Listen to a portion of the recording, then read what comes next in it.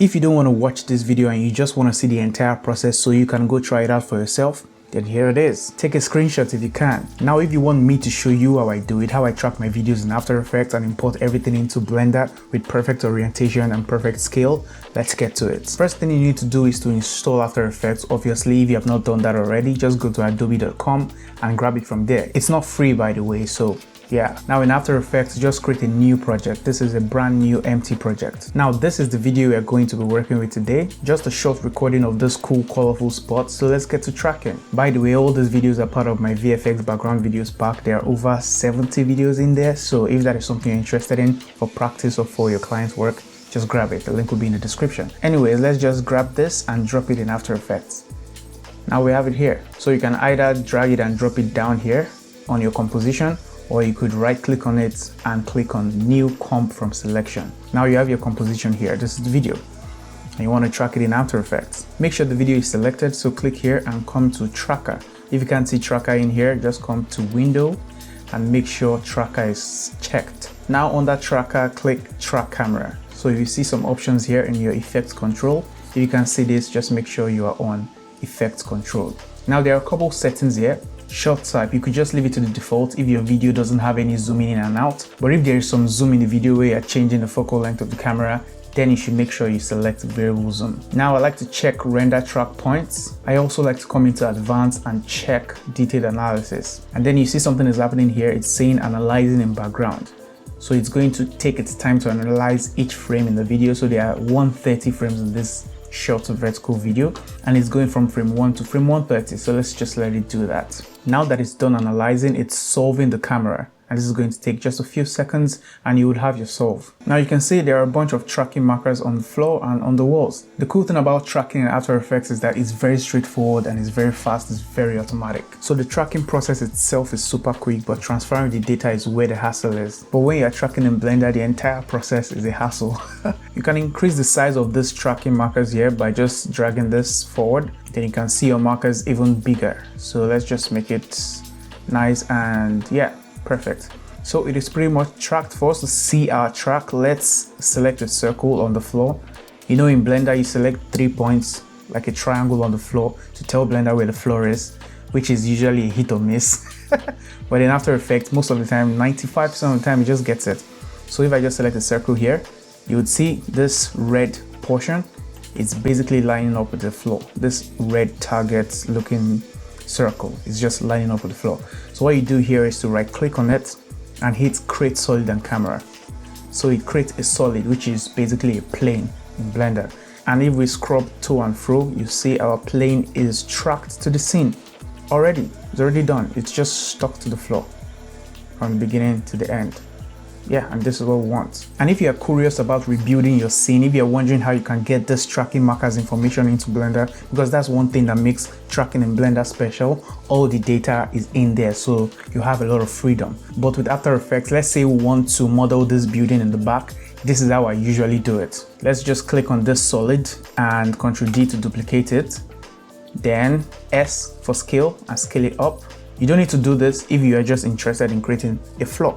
But if you're interested in rebuilding your scene, then you should do this so you have context of where things are in 3D space. So let's just take this copy over here. Let's take it back. I am moving this gizmo, the move gizmo, clicking on the arrow. Take it here until you want to get it right on the wall.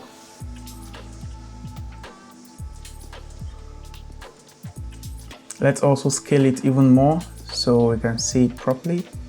Let's bring it here. Yeah. Now let's just try to align this exactly on the wall. So there is the rotation gizmo. You could rotate it a bit. You could scale it on the y-axis.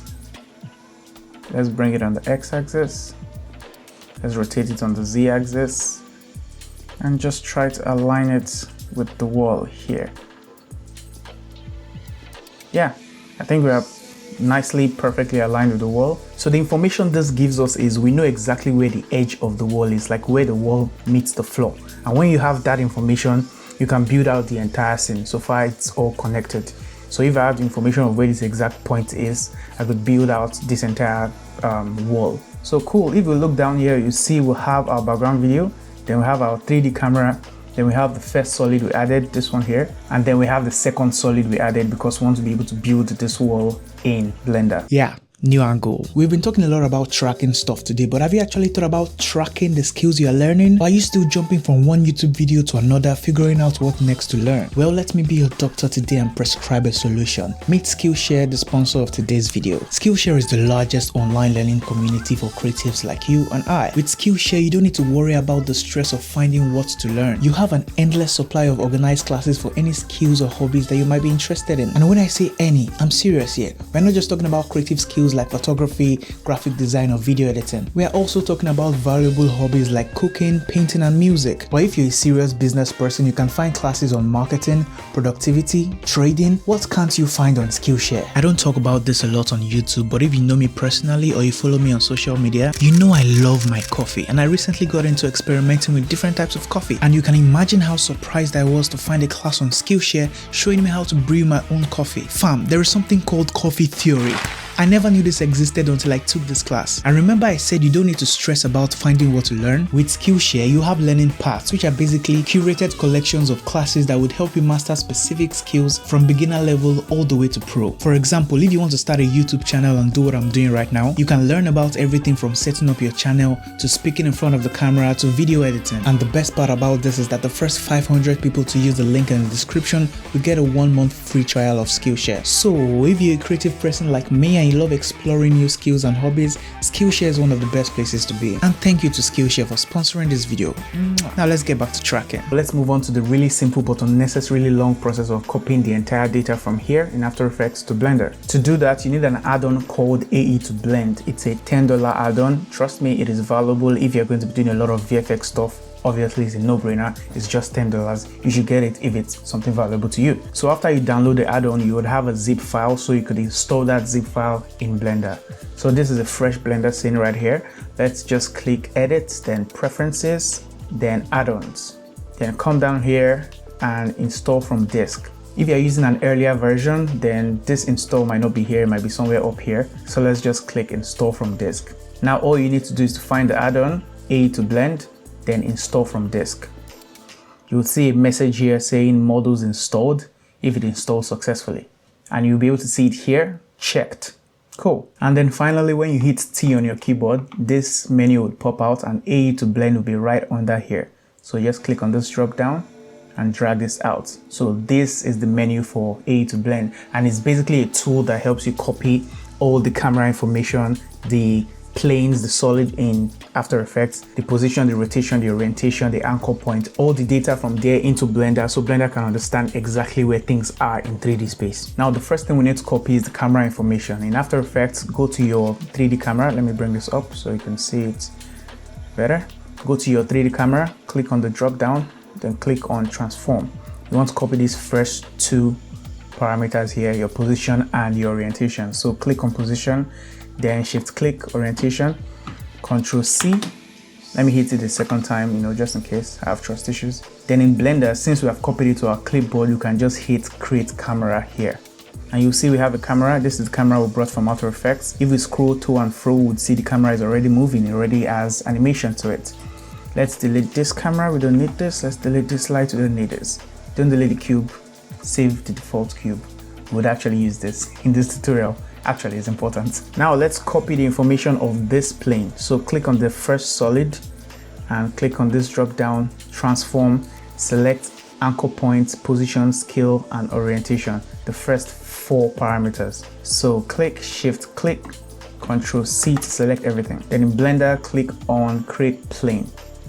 So you would see the plane is somewhere right here. Now the problem with this add-on is everything just spawns in random positions in Blender. You can see our camera is even underneath the grid. Our plane is somewhere down here. So we have to do a lot of things to make sure the plane is in the center and is scaled properly and it's oriented properly. So finally, let's copy the second plane, track solid, click on the drop down and transform 1, 2, 3, 4, Control C. And in Blender, hit create plane.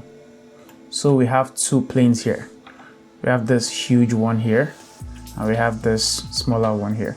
The scale is all messed up. It's annoying. I wonder why this $10 add-on doesn't just fix this for us, but we have to do it ourselves anyways. Now the next thing we need to do is to check our aspect ratio. If you come to output properties here, you'll see this is 1920 by 1080. We should switch that to 1080p by 1920. I wish Blender had a button to just check vertical like DaVinci Resolve. Then we need to confirm our frame rate. This is very important. Don't skip this step. It might create some weird confusion in the future. So confirm that this frame rate matches the frame rate of your footage. So this is 24 FPS. In After Effects, if I go in the Projects tab and I right click on the video, interpret footage main, you see it has a different frame rate. So this is not 24, this is 23.976. You might say it's the same, but it's not. So go into Blender and make sure it matches. 23.98 is a lot closer than 24. Now that we have that, let's go into our camera view using 0 on our numpad, or you could hit this button here. Now that we're in our camera view, we need the background video because Blender adds this thing automatically. When you're tracking in Blender, it does a lot of things for you, which is nice. In compositing, your view layers, your background videos, it sets up your tracking scene. But here we have to do it manually. So click on the camera, then come to camera properties here, then check background images. Click the drop down, add image, movie clip, open, then go find your background video. That is this one, open clip. Now, if your video doesn't look like this, but is stretched in a very weird way, that is all right, we can fix it. The reason why this already looks good is because I already pre-exported the videos. Every video in that folder is already pre-exported, so you don't have issues like this. But if your video is weirdly stretched, let me show you. Let's select a different video. Yeah. If your video looks like this, this is so weird. Don't be alarmed. What you need to do is to come down here and change the frame method to fit, and then change the rotation to 90. Now it is rotated well, but the scale is not correct, so you need to change the scale to 1.7778. Now it's perfectly fits. Now that number 1.778 comes from the aspect ratio. So if you divide 1920 by 1080, you get that number. So that is why we're using it as the scale. But since our video is already perfect, let's just undo all of that. Yeah, we're back here. You can also increase the opacity here, so you can see it a little bit more clearly. And yeah, the frame number, I think this is about 130 frames. We saw it in After Effects when we were counting the frames. Let's just set this to 130 so it fits exactly. Yeah, and now you can see things are not exactly tracked because there are still a lot of steps to go through. These steps are not complex, they are just a lot. That's why I prepared that guide for you. Next thing we need to do is to come to After Effects, scroll down to where your camera is, so 3D tracker camera, double click it to get more information about the camera. Then you need to copy the focal length. This is saying 51.47. Click on it, Ctrl C to copy. Then back in Blender, make sure your camera is selected, come here to camera, where you see focal length, just paste it there. So 51.47. Now it's adopting the camera from After Effects. Now back in After Effects, we need to change these measurement film size from horizontal to vertical. And then we need to copy this film size, 64 mm, and paste that in Blender. And under the same settings, let's find the camera setting. And under sensor size, let's just paste it 64. If I play it, it looks like it's tracked, but if we look a lot closer, you'll see it's not exactly tracked. It's still sliding just a little bit. Yeah, it's not stuck to the ground. It's still sliding. And that is because if we click on the camera transform, you'd see that the camera transform animation is starting from 0, which is not how Blender operates. Blender's animation starts from 1. So make sure everything is selected, hit A, then GX1. Make sure your cursor is over the timeline, and then you have moved everything from 0 to 1. Now when we play, our plane is perfectly tracked. It's perfectly aligned on the floor. And this is the cool thing about adding the second plane, and that gives us the information we need to try to recreate this wall here. Now, this is where a lot of people stop in their tutorials, which is crazy because if we come out of here, we would quickly realize our planes are just hanging in random places. This is meant to be the origin. This is where our cube is, and this is a 2x2 cube, 2 meters by 2 meters cube. And this plane is like way over there looking super huge. We don't want that. We want a more accurate scale and we want a more accurate orientation. To adjust your scene scale, select your camera transform, select your second plane transform, and select your plane transform last. I'm holding down Control so I can select each of them. So make sure this one here is highlighted in yellow, and then Control P and parent object. And now next thing we need to do is to come up here and change our pivot point from median point to 3D cursor. So when we rotate things, it's rotating around the world origin. Now you can see that this is the parent and everything else is underneath it. So let's double click this to select everything. Or if you're using earlier versions, right click and select hierarchy. Now when we have this, we could now move things however we want. So let's come to the top view, 7. First thing I want to do is to move this plane, our original plane that is meant to be at the center, at the origin. Just move it so we can see our plane here. Don't click on it, make sure everything is selected like this and just move it here to the center. So it is around where our cube is. Now let's look at that from a different angle. Yeah, we can see we are way down here. So let's bring this up to where the origin is. It's annoying that we have to do all of this manual stuff, but yeah, that's how it is. So now we can see our cube is exactly where we need it to be. It's at our origin point, but it is super tiny. This is a 2 meters by 2 meter cube. It's not a freaking dice. So far you have parented everything to this plane transform and you have selected everything in the hierarchy. Now you can hit S to scale and just scale it until your cube is as big as a 2 meter cube should be. Although before we do that, let's click on the cube, go into edit mode, GZ1, so that our cube is now on the floor. So it actually looks like it's how it's meant to be if it's placed on the floor. So let's click here and select hierarchy again and scale until our cube looks as big as it should be. Now there's a lot of eyeball in here, but then this looks like 2 meters. Yeah. So you're just trying to eyeball. If you have features on the floor to help you out, or if you measured the floor in the scene, if you know exactly how long this tile or this block here is on the floor, then you can use that as a reference, or if you just eyeball it. This cube is meant to be as big as 2 meters. So let's just keep it as this. Now we could bring the cube down. Yeah, since we have already used the cube as reference, we could bring it down. Everything looks normal now, but we still need to make a few adjustments. So come back here, select hierarchy, and we want to make sure this plane right here is aligned perfectly to the ground. For some reason, when you import using that add-on, it doesn't give you a flat plane most of the time. At least it doesn't give me a flat plane. So let's come into the side view and just align things. Let me go through the front view and just bring this till it lines up. I'm just trying to eyeball it here. Yeah. Just try and align it with where the lines are, your X and your Y axis. Cool. I think this looks cool. So what I want is for this Y axis to follow this line on the floor. So when I move this cube on the Y axis, it's moving exactly along this line. So let's just hit RZ and just rotate until you have this line. So I think this is good. Yeah. Now when I move this cube on the Y axis, it's moving exactly down the road. We have our scene tracked.